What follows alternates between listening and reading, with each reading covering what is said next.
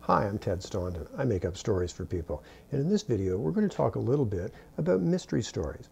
I'm going to share something from the latest mystery that I've written, and I'm also going to try and give you 5 tips that you could use to try and make up a mystery story of your own.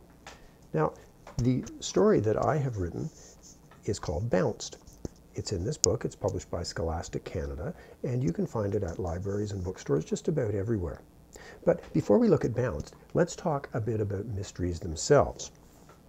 I said that I was going to give you 5 tips, and the first tip is a very simple one. Imitate the stories that you like to read. Now, if you're interested in making up your own mystery, that tells me that you already like to watch and read mystery stories. So, if you have a favorite hero or crime-fighting duo, or even better, a favorite villain, you could use them in a story that you make up on your own. If you like the way that your favorite author tells a story, see if you can use that voice to tell the story you want to tell. Now, you might find that difficult to do because you're not that person, but that's okay. It will help get you started figuring out the best way for you to tell your own story. Now, how do I know that works? Well, simple, because that's what happened to me. When I was 10 or 11 years old, I found in a junk shop near where my family's summer cottage was some books. I don't know how clearly you can see them, but they say the world's best 100 detective stories. Now, these were old books even when I was a kid, and the stories in them would be over 100 years old now, but they're still really cool. And here, let's see some of the titles here. The Curious Circumstances of the Two Left Shoes, The Club of One-Eyed Men, The Jeweled Casket, Fingerprints Can't Lie. How can you go wrong with stuff like that? These made me want to make up my own mystery stories. And I did, kind of. I made up a story, sort of like these, about a jewel theft at a museum. I knew what the main part of the puzzle was, and I knew who did it, but I could never quite figure out how to tell it. Still, it got me started, and it got me imagining. Now, here's tip number 2, and this is one of the things that I didn't understand when I started making up my own puzzle. Very simple again. One puzzle leads to another. In a good mystery story, there's always more than one mystery. Now, in the one that I was trying to make up, there was just who stole the jewels.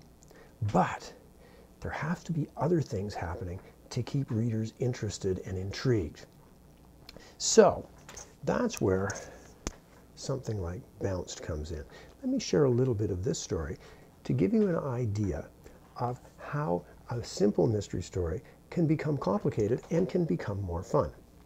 Now, Bounced is about a character named Duncan Fortune. Duncan is in grade 6, and he loves mysteries. He loves reading them, and he wants to make up a mystery of his own. Well, what Duncan would really love is to get involved in a real-life mystery, but he doesn't think there's any mysteries around where he lives, and he's wrong about that. But in the meantime, he's been reading some books called The World's Best 100 Detective Stories, and he's got an idea for a story about a jewel theft at a museum. Trouble is, he doesn't know how to tell it. Well, as he's puzzling over how to tell it, he and his friends get one of these, a bouncy ball. They start bouncing it around, and pretty soon, this ball ricochets them into a real-life mystery. They try to puzzle out who has been robbing banks all around the city that they live in. And if they can figure out who's been doing this, there's a big reward. So there's the main part of my puzzle. Now, to make it more complicated, I put a few extra things in. I'm going to read you a little bit from chapter 9 in Bounced. And I'll just set this up for you. And as I do, if you listen carefully, I think you'll see some ways that Duncan's life is going to get really complicated really quickly.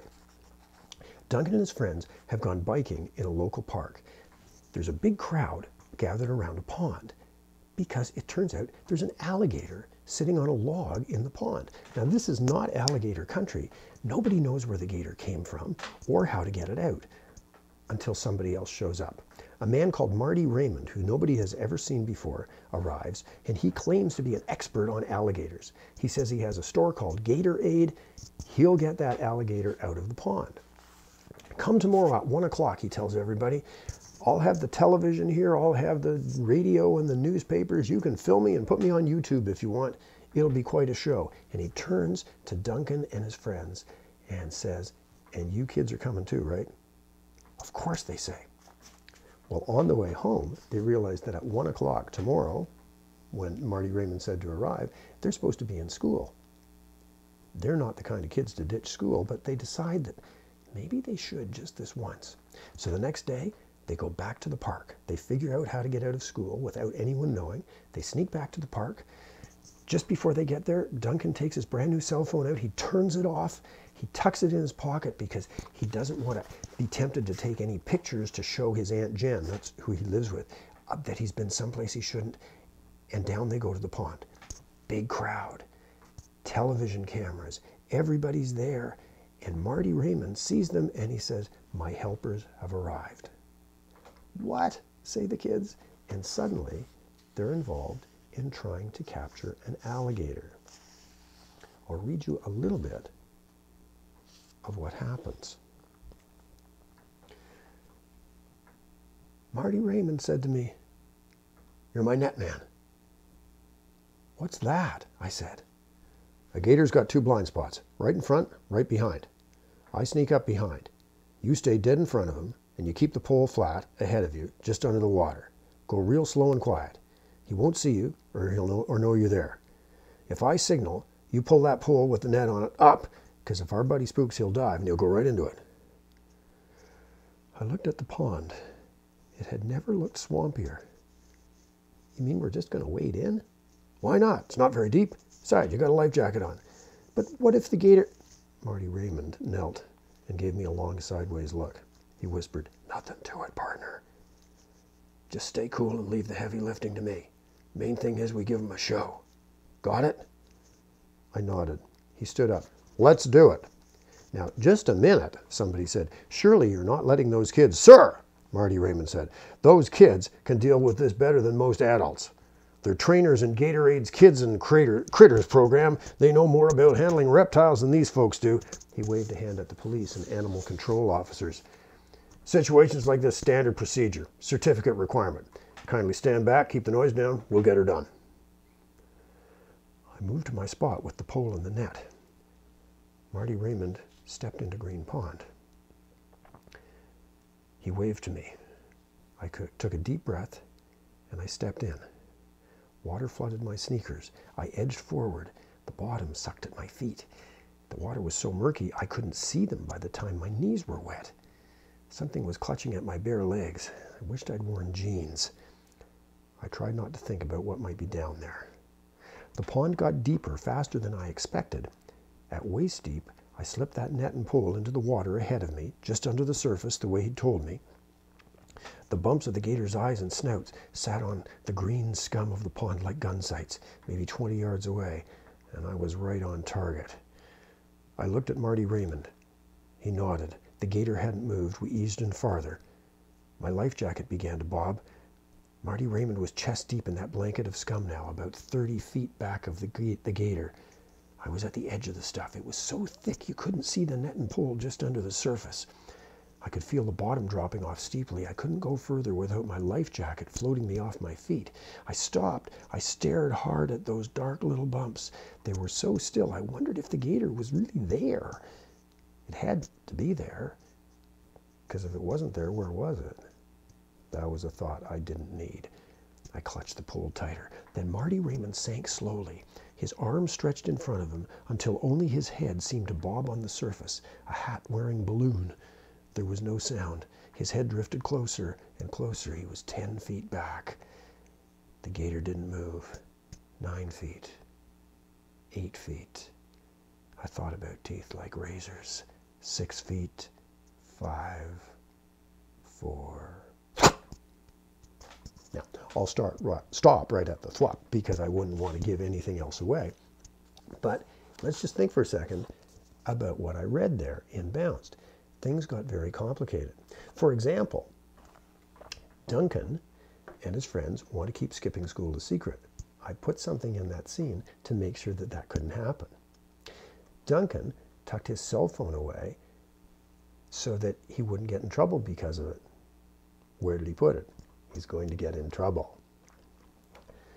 Third, what is going on with this guy, Marty Raymond? He tells lies. The kids don't know anything about a Kids and Critters program. He's got Duncan and his friends in all kinds of danger, and they don't know what to make of him. When Aunt Jen hears about Marty Raymond, she goes ballistic. Things get even more mysterious when it turns out that the description of the bank robber sounds a lot like this guy. What's going on there? Now, that brings me to the third tip. So things got more complicated. There's one more puzzle. But something else I hope you noticed was the third tip about writing a mystery is put some funny in too. I hope I got some funny in that scene. If you put in something funny when people are expecting mysterious or terrifying, you'll catch them by surprise, and that will make your story more interesting to them. Now, my fourth tip is something you might also have noticed in that reading. Sometimes it can be hard to figure out what to put in a mystery, but this does make it easier. Use stuff from real life.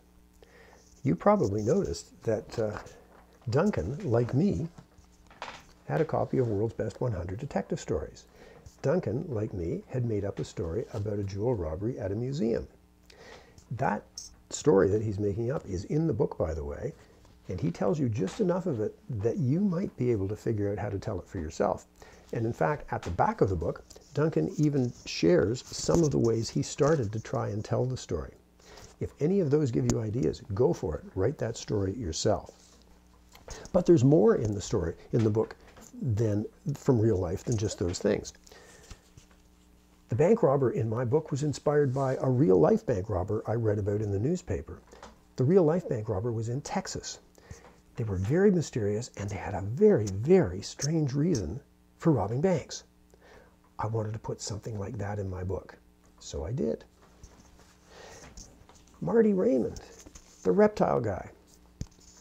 Well, I read a really interesting book about the very strange people who steal and smuggle exotic pets and reptiles all around the world. Often, they are stranger than the animals that they deal with. I wanted to put someone like that in my book, so I got the idea for Marty. And of course, a few years back, somebody really did dump an alligator into a big pond in Toronto's High Park. When I found out about it, I knew it was going in the book. Suddenly, I had lots of ideas. I had Duncan, and I had a whole bunch of things I wanted to write about. The trick was how to connect them together. Well, I was at a store in Toronto, and I found a bouncy ball. I gave it a test bounce. It flew all over the place. I bumped into all kinds of things, and suddenly I thought, a bouncy ball could ricochet Duncan and the other characters all through my story and connect things together. So that's what I used. Well, that brings me to my very last tip. Puzzles and mysteries are fun, but what's sometimes even more fun are the people in the stories. If you make the people as interesting as the puzzle, if you make somebody like Marty as interesting as an exotic reptile smuggler, if you make your bank robber somebody mysterious, or you make the bad guy like somebody that you don't care for, that makes your story even more entertaining. People often remember the characters more than they remember the puzzle. Well, I wrote my mystery. It turned out to be a mystery that had to do with writing a mystery. And along the way, well, actually, I solved a mystery too. I solved another mystery by figuring out the mystery of how to tell the story. I hope some of the 5 tips that I gave to you will help you to make up your own mystery. Whether they do or not, I hope you have tons of fun reading lots more mysteries. I'm going to have fun making more up. Bye for now.